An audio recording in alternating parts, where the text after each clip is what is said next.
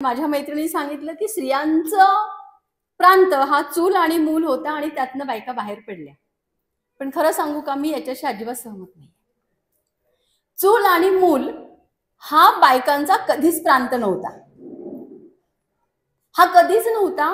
आपला इतिहास जर आपण जाणून घेतला तर आपल्या लक्षात येईल की स्त्रियांमधली शक्ती काय होती आणि ती नेमकं काम काय करत होती आणि आता आपण काय करतोय हा फरक लक्षात येईल. म्हणून जेव्हा सुनीताताईंनी मला सांगितलं की मॅडम तुम्हाला यायचंय आणि विषय काय तुम्ही सुचवा, स्त्रीवाद वगैरे, म्हटलं नाही, आपण थोडं वेगळं बोलूयात. आणि मग इतिहासातल्या स्त्रिया आणि आपण अशी तुलना नाही का करता येणार आपल्याला, कारण आपणच त्यांचा वारसा कुठेतरी पुढे घेऊन जात आहोत.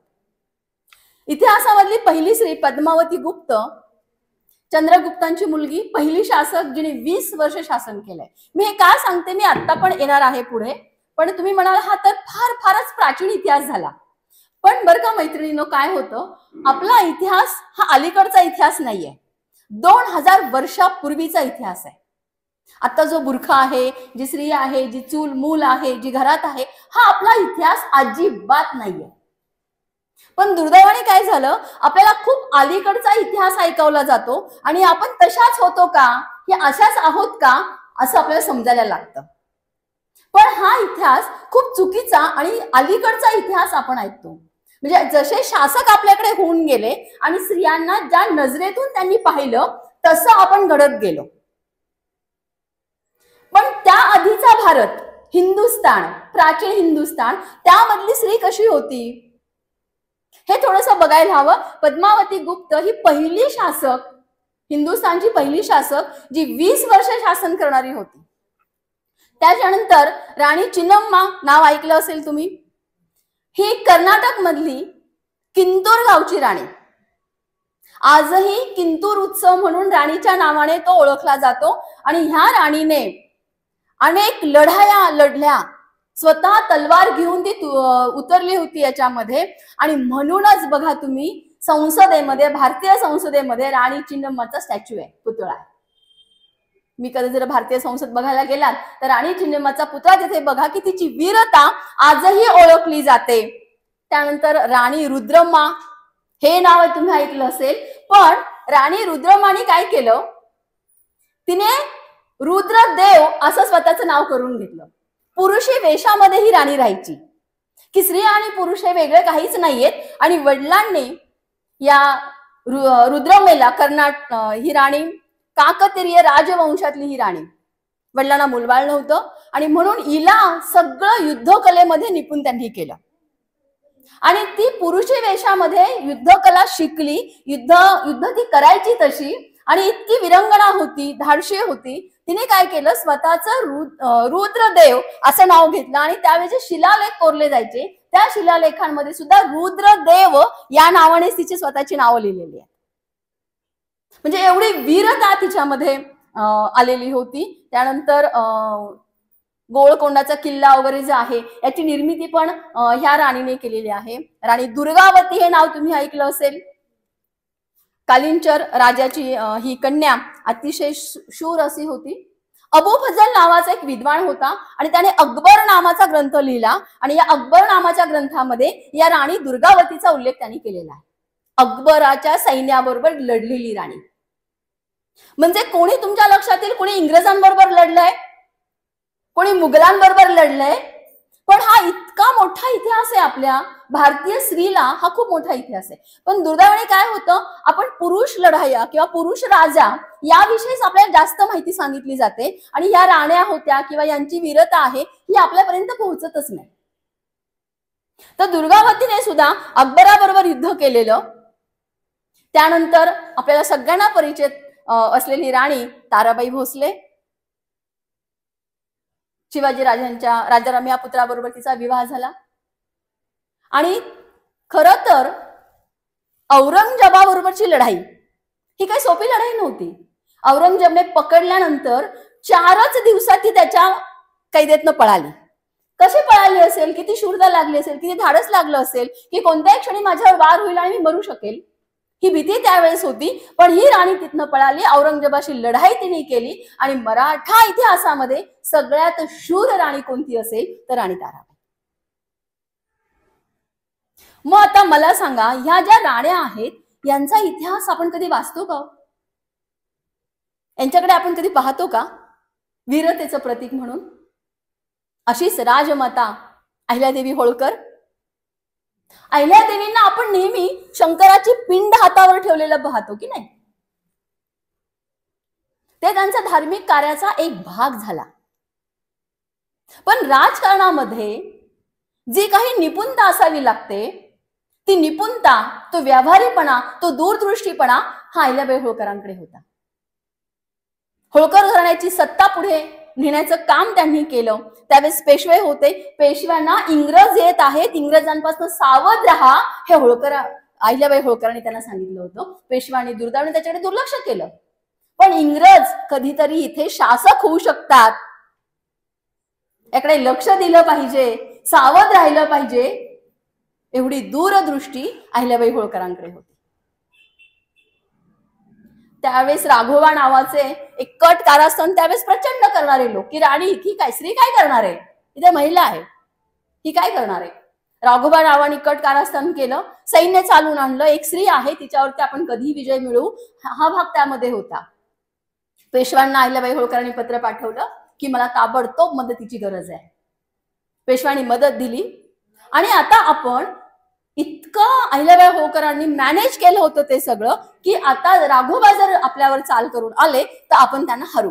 मग राघोबाला असं वाटलं की चाल करून गेलो तर आता सगळीकडनं मदत आली आहे अहिल्याबाई होळकरांना, आपण हरू युद्धामध्ये, आणि परत स्त्रीकडून हारलो ही नाचक्की पण घेऊन जावी लागेल, त्यापेक्षा आपण आता इथून गेलेलंच बरं. आणि म्हणून राघोबाने तिथून पळ काढला. असं गेले ते. राजमाता जिजाबाई प्रत्यक्ष रणांगणात लढल्या नाही तरी शिवाजी महाराजांसारखा एक शूर दूरदृष्टी राजा आपल्याला दिला. हे आई वडील होणंही सोपं नाही बरं का मैत्रिणींनो. आपण आता काय करतो, विवाह झाला मुलीचा किंवा मुलाचा तर आपल्याला असं वाटतं पटकन आजी होऊ, पटकन काहीतरी मुलबाळ येईल. पण बरं का मैत्रिणींनो, आधी आई वडील सक्षम असावे लागतात, तरच मुलाला मुलीला जन्म घालावा. त्यांच्यामध्ये ती कुवत असली पाहिजे नागरिक म्हणून घेण्याची, ती जाण असली पाहिजे समाजामध्ये वावरण्याची, तर तुम्ही त्याला मोठं करू शकाल. माझं बाळ, माझा बाब्या, माझं पिंटू, माझी बाळी असं म्हणून जर तुम्ही त्यांना वाढवत असाल तर ते कधीच सक्षम नागरिक होत नाही, ते तसेच राहतात. आणि मग आपण म्हणतो याला व्यवहार ज्ञान नाही, याला कोणी फसवेल, याला. अरे पण तुम्ही वाढवलं कसं त्याला? जिजामाताकडे बघा, कसं वाढवलं शिवाजी राजांना. बाल वयातच युद्धकला शिकायला लावली. बाल वयातच तू राजा होणार आहे, तुला राजा व्हायचंय, प्रजेचं कल्याण करायचंय हे सांगितलं गेलं. आपण नाही करत असं. हा आदर्श आपण घ्यायला पाहिजे. महाराणी लक्ष्मीबाई, झाशी की राणी, तिचा तर इतिहासच काही वेगळा आहे. 1857च्या बंडामध्ये इंग्रजांविरुद्ध लढणं, घोडेस्वारी करणं, मूल पाठीशी घेऊन लढणं, आणि ही वीरांगणा का नाही आठवत आपल्याला? हिचं स्मरणही आपल्याला व्हायला पाहिजे. रामगडची राणी अवंतिकाबाई लोधी, हिची आज आठवण होते. अशा अनेक नावं आपल्याला सांगता येईल. खरं तर याची मोठी एक यादीच होऊ शकेल. एवढ्या महान राण्या, राजमाता, विरंगणा आपल्या हिंदुस्थानमध्ये होऊन गेलेल्या आहेत. रजिया सुलतान हेही नाव आपल्याला घ्यावं लागेल. अनेक नावं विसरूनही जातील. जी काही आता मला समोर आली आहेत ती नावं मी पुढे घेतेय. मग हा इतिहास किती मोठा आहे आपला. मग कुठे इथे स्त्री चूल आणि मुलीमध्ये होती? कुठे स्त्री पाळण्याची दोरी घेऊन बसली होती? जी स्त्री पाठीवर मूल घेऊन लढते, घोड्यावर बसते, ती काय पाळणं हलवत बसली का? मग आपण काय सांगतो, जिच्या हाती पाळण्याची दोरी ती जग उद्धारी. अहो किती चुकीची म्हण आहे ही. म्हणजे तिला तुम्ही सतत आई, माता या भूमिकेतच पाहताय, त्याच्या पलीकडे ती काहीतरी आहे ना अजून. त्या भूमिकेत कधी पाहणार आहोत आपण तिला? म्हणजे बाईचा जन्म झाला म्हणजे तिने माताच व्हायला पाहिजे, तिने मुळमुळच असलं पाहिजे, तिने हळवच असलं पाहिजे, आणि तिने रडलंच पाहिजे, या भूमिकेत आपण असतो. मग हा इतिहास बघा, इतिहासातल्या स्त्रियांचा इतिहास बघा, ज्या स्वतः जाऊन लढल्या, काहींनी तलवारी हातात घेतल्या, तर काहींनी अगदी राज्य कारभार व्यवस्थित केला. ह्या राजकारणातही त्या उतरल्या. त्यांची नावं का नाही आठवत आपल्याला? आणि मग आपण आपला इतिहास कोणता सांगतो आता? म्हणून मी म्हटलं की इतिहास आपला पुन्हा पुन्हा अभ्यासाची गरज आहे. कुठल्याच धर्मपीठाने हा स्त्रियांचा इतिहास सांगितलेला नाहीये. धर्मपीठाने भावनिक साथ घातली, भावनिक हाक मारली आणि त्या धर्म कर्मकांडांना आमच्या स्त्रिया बळी पडल्या. मला सांगा, इतिहासातल्या ह्या स्त्रिया धार्मिक कर्मकांडाला बळी पडल्या असत्या तर आज त्यांचा उल्लेख झाला असता का? ज्या बळी पडल्या त्यांचा उल्लेखच नाही करत आहोत आपण. ज्या याला सोडून बाहेर गेल्या त्यांचाच उल्लेख आपण करतोय. आणि एक मला सांगा, कुठलाही धर्मग्रंथ कुठल्या स्त्रीने लिहिलाय का? कुठल्या शंकराचार्य एखादी स्त्री आहे का? कुणीतरी आपल्यासाठी धर्म लिहितो, कुणीतरी आपल्यासाठी कर्मकांड सांगतो आणि आम्ही ते फॉलो करतो डोळे बंद करून. आणि भीती घातली जाते मनात, तू हे जर केलं नाहीस ना तर काहीतरी होईल, तू आजारी पडशील, घरातल्या कोणाला तरी काहीतरी होईल, हे होईल. जो तो आपलं व्यक्तिमत्व वेगळं घेऊन आलेला असतो. काही कारणाने असं काही होत नाही. त्यामुळे असं ठरवलं पाहिजे की माझ्याकडून धार्मिक कृत्य होताना त्यामध्ये कर्मकांड येणार नाहीत. मला सांगा, सावित्रीबाई फुले पहिली शिक्षिका हे कर्मकांड पोथी पुराण करत बसली असती तर शाळेत जाऊन मुलींना शिक्षण दिलं असतं का? कामात देव, काम हेच धर्म, हे पाहून ही माता पुढे गेली, जिच्यामुळे आज खरं तर मी तुमच्या समोर बोलायला उभी आहे. जिने ही मेहनत घेतली. रमाबाई पंडित, रमाबाई आंबेडकर, रखमाबाई राऊत, किती किती नावं आपल्याला इथे घेता येतील. आनंदीबाई जोशी, हे अलीकडच्या, म्हणजे मी इतिहासात ना अगदी अलीकडे आली आहे, यांनी केलेलं कार्य. मला सांगा, या स्त्रिया वाचताना कोणते कर्मकांड त्या आपल्याला शिकवून गेल्या? कोणत्या धार्मिकतेच्या गोष्टी त्यांनी आपल्यासाठी केल्या? त्यांनी जे समाज सुधारण्याचं काम केलंय, जे काही लढाव्या भूमिकेत आले, ती भूमिका आपण का विसरतो? आणि सरळपणे वेगळी भूमिका घेऊन आपण जगतो. आपण सगळे शिक्षिका आहोत. विद्यार्थी घडवत असताना आपली भूमिका काय असली पाहिजे, आपलं वाचन काय असलं पाहिजे आणि मला त्यांना कोणता इतिहास सांगितला पाहिजे हे आधी मनात पक्क असलं पाहिजे. मी त्यांना फक्त पुस्तकी ज्ञान देऊन पुस्तकी किडा तर बनवणार नाही ना.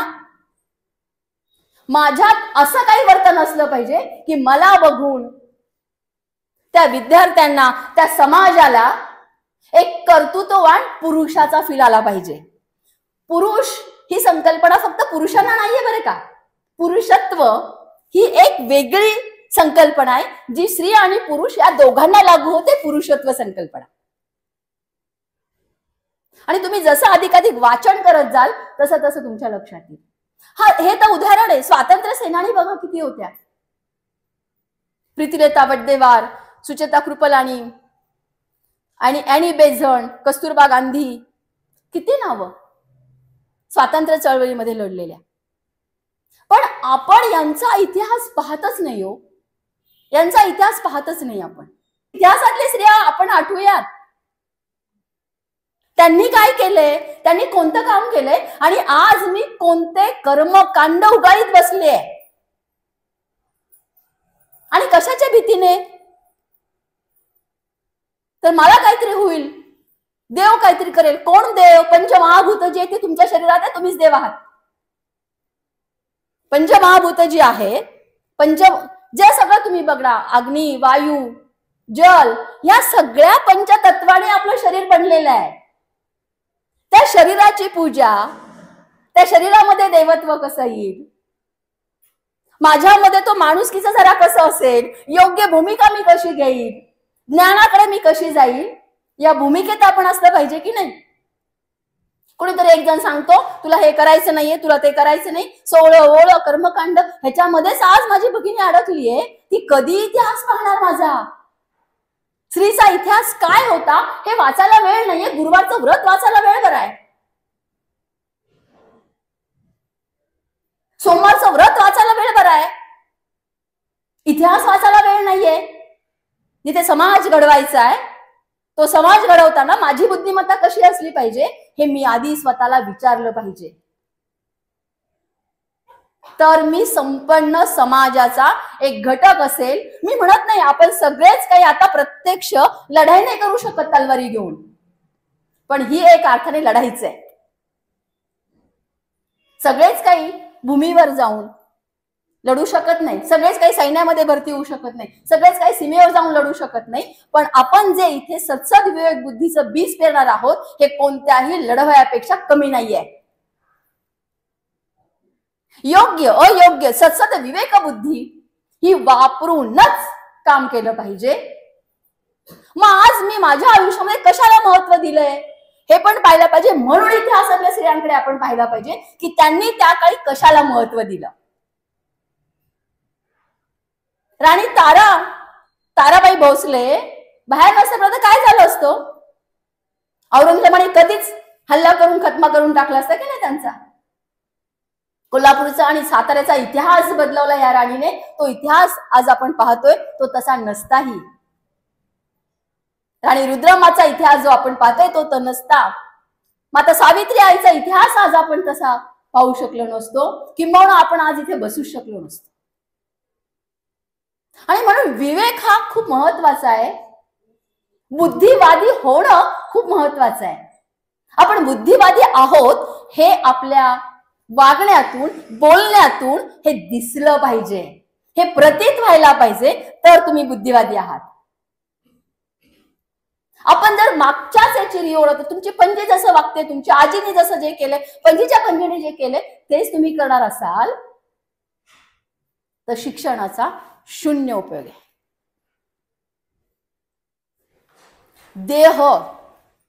देहाकडे पाहिलं आपण फक्त आज. ही सत्यता सांगते मी, माझ्या असं सगळ्या लागू होते. हे जे उदाहरणं मी सांगितले इतिहासकालीन उदाहरणं, आत्ताचे 19व्या शतकातल्या समाज सुधारिकांची उदाहरणं आणि स्वातंत्र्य सेनानींची नावं जी घेतली आहेत, यांनी देहाकडे पाहिलं असतं ना तर एवढ्या महान कर्तृत्ववान स्त्रिया आल्याच नसत्या जन्माला हिंदुस्थानामध्ये.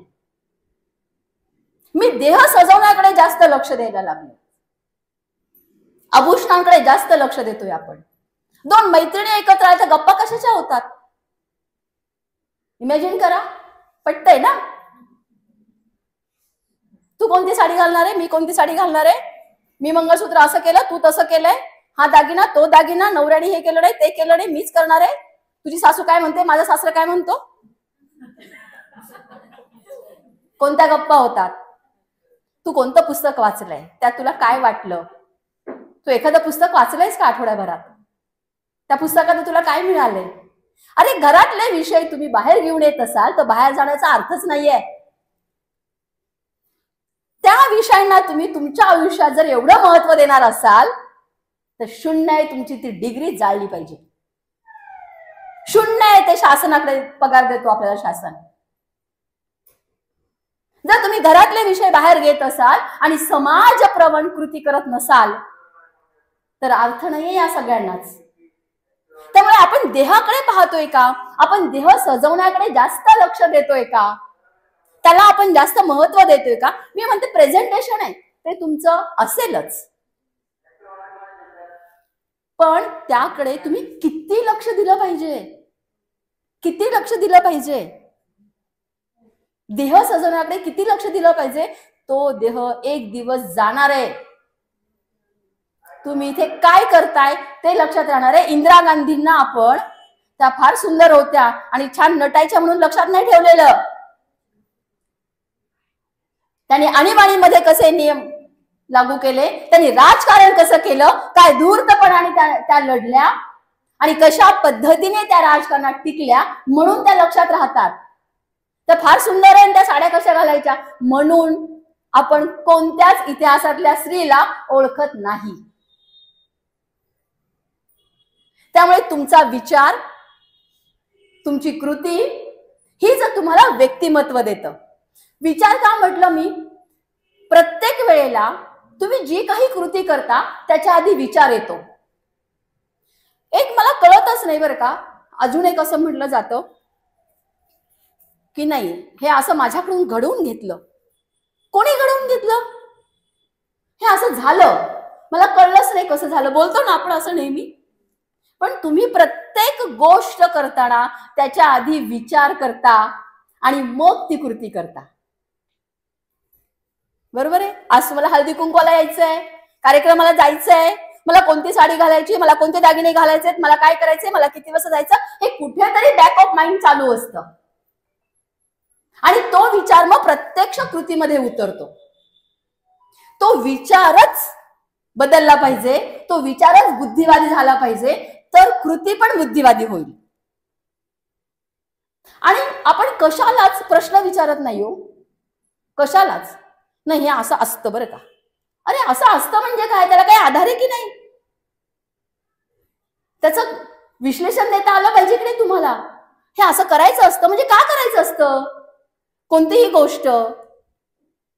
नाही, पूर्वजांनी सांगितले, ते काय वेडे होते का करायला? अरे त्यांनी प्रश्न विचारला नाही कोणाला, तुम्ही शिक्षित आहात, तुम्ही तर प्रश्न विचारा.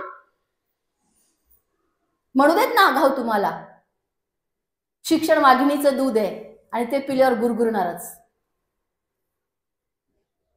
पण हे विचारांची ताकद असली पाहिजे ना. तुम्हाला संपन्न करते ना ती फक्त विचारांची ताकद. जे काही नाविन्य तुमच्यामध्ये येतं, जी काही सृजन क्षमता तुमच्यामध्ये येते, जी काही कलाकृती आहे ती फक्त विचारांनी येते आणि आपण सगळ्यांमध्ये ती आहे, फक्त आपण तिच्याकडे पाहत नाही. त्या पुरेपूर बुद्धिमत्तेचा वापर आपण आपल्यासाठी करीत नाही. आपण इतकं शिकलोय, ग्रॅज्युएट झालोय, पोस्ट ग्रॅज्युएट झालोय, अगदी डॉक्टरेट झालोय, पण त्या शिक्षणातून आपण काही घेतलंय का? मला नेहमी प्रश्न पडतो. गेली 25 वर्ष मी या शिक्षण क्षेत्रात आहे आणि कधीही मी कुठलाही धर्म, कुठल्याही अभ्यासक्रमात, कुठल्याही विद्यार्थ्याला शिकवलेलं मला आठवत नाही. पण मुलं डिग्री घेऊन बाहेर जातात आणि धर्माचा झेंडा नाचवतात आणि दंगलींमध्ये सहभागी होतात. ही फार खेदजनक गोष्ट आहे.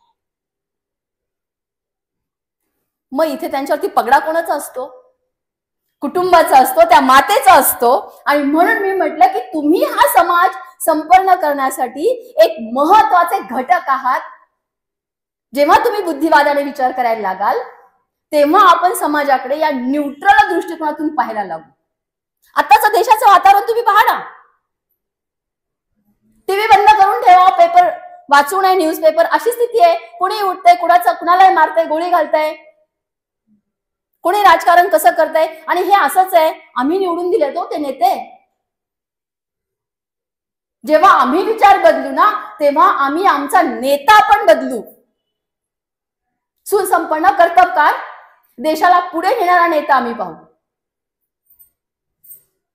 ही भूमिका का नाही आपली होत? जे कर्तृत्व आहे लोकशाही मधलं मतदान करण्याचं, ते सुद्धा आम्ही वायदा करत नाही आहोत. बरं, मतदान कोणाला करायचं ते पण घरातलं कोणीतरी सांगतं, याला दे बरं का मतदान.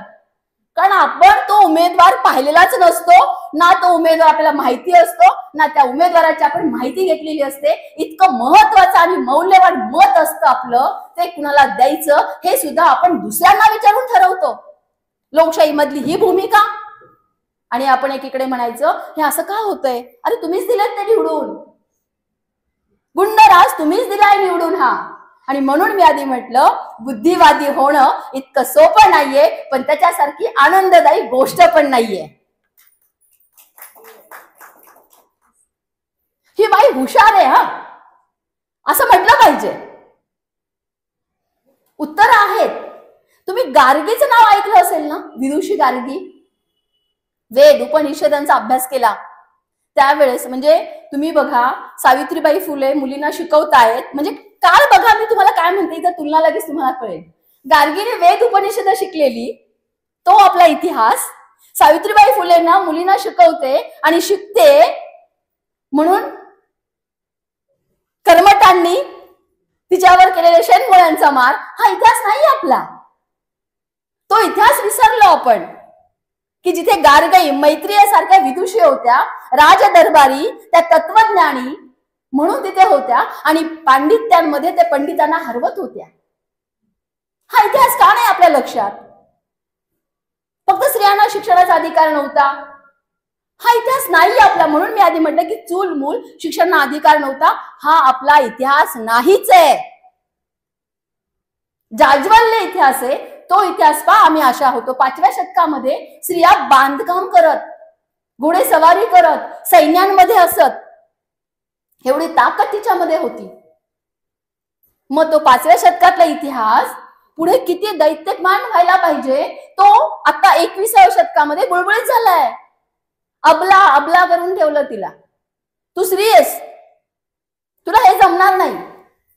अनेक राण्या जेव्हा होत्या तेव्हा त्यांच्यावरती सैन्यांचं का, कारण स्त्री आहे, ती हतबल आहे, ती काही करू शकत नाही असं त्यावेळेस म्हटलं गेलं.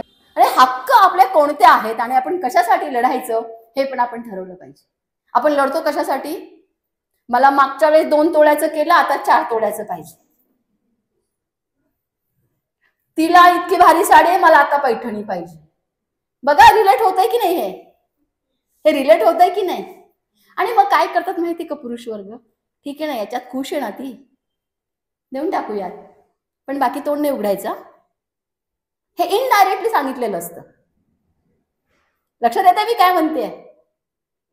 तुम्हाला हे आणून देतोय पण बाकी शांत बसायचं, बायकांनी पुढे नाही यायचं. शिकवते ना शाळेत तेवढंच काम कर, एका दोनाच्या पुढे तुझी अक्कल नाही.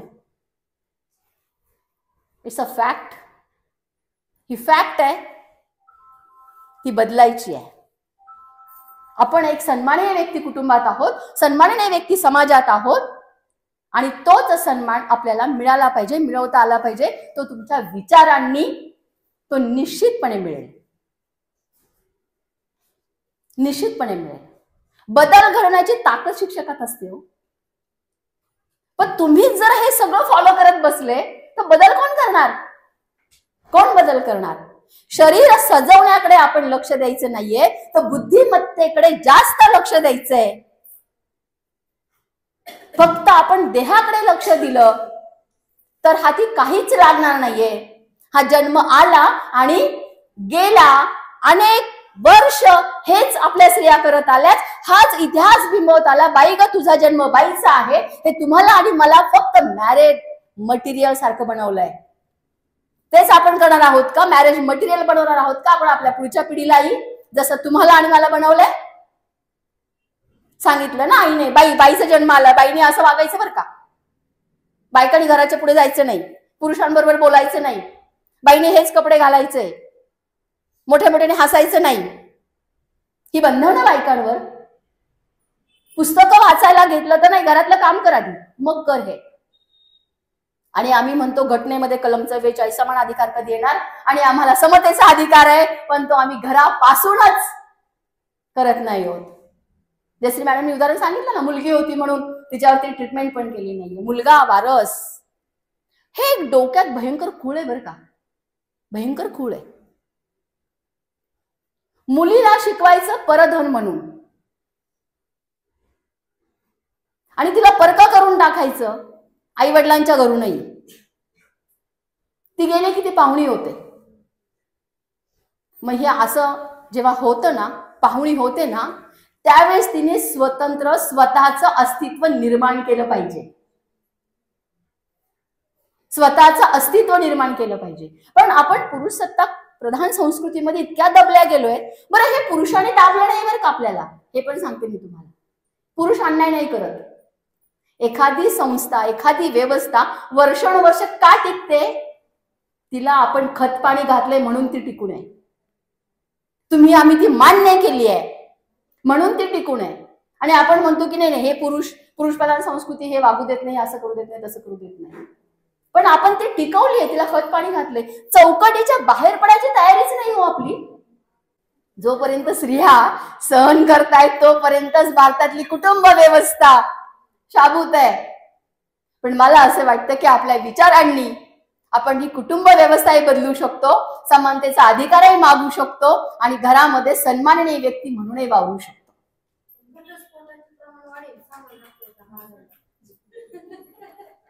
घटस्फोटाचे प्रमाण वाढलेत. का वाढलेत ह्याचा विचार करायला पाहिजे.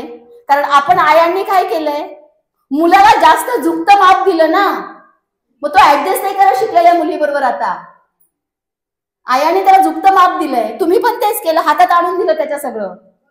तू माझा बाळा बेटा, हा, आणि ती कर्तृत्ववान असते, शिकलेली सून पाहिजे, कमवते सून पाहिजे, मग तिला मुलासारखा दर्जा नको द्यायला. ती मुला एवढा पगार तुम्हाला घरात पाहिजे, पण मुलासारखं तिने वागायचं नाही, असं कसं चालेल बरं? मग घटस्फोट होणारच. आत्ताची स्त्री आहे ती आधुनिक स्त्री आहे. आणि आधुनिकता म्हणजे काय, फक्त कपडे आधुनिक घालणं म्हणजे नाहीये. तुम्ही स्वतःची तुमची ओळख काय, तुम्हाला अर्जित आणि अर्जन यातला शब्द माहिती असेल, अर्जित रजा असतात आपल्या साठवलेल्या, हो की नाही, जे कोणीतरी आपल्याला दिलंय. आणि अर्जन म्हणजे जे तुम्ही स्वतः मिळवलंय, तो खरा विकास आणि ते खरं आधुनिकीकरण असतं.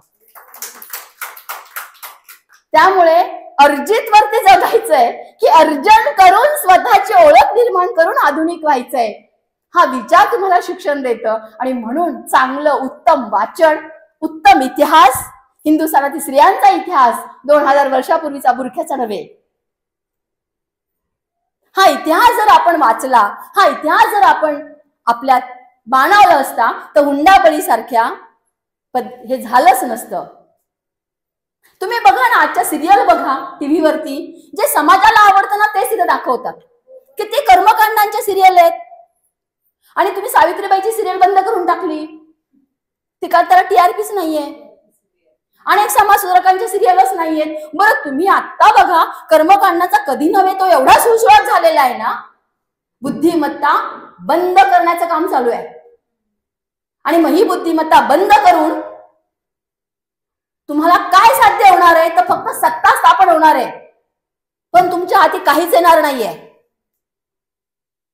त्यामुळे धर्माकडे आपण कसं पाहायचं आणि धर्माला आपल्या प्रगतीसाठी कसं वापरायचं हे आपण ठरवलं पाहिजे बुद्धिवादाने.